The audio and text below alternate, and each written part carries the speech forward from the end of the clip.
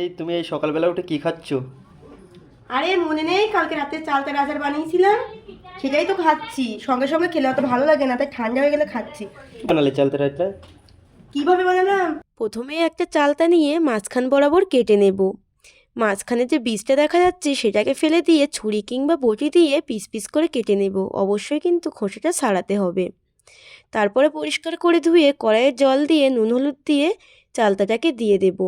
70% মতো সেদ্ধ করে নেব, খুব একটা গলে যাবে না।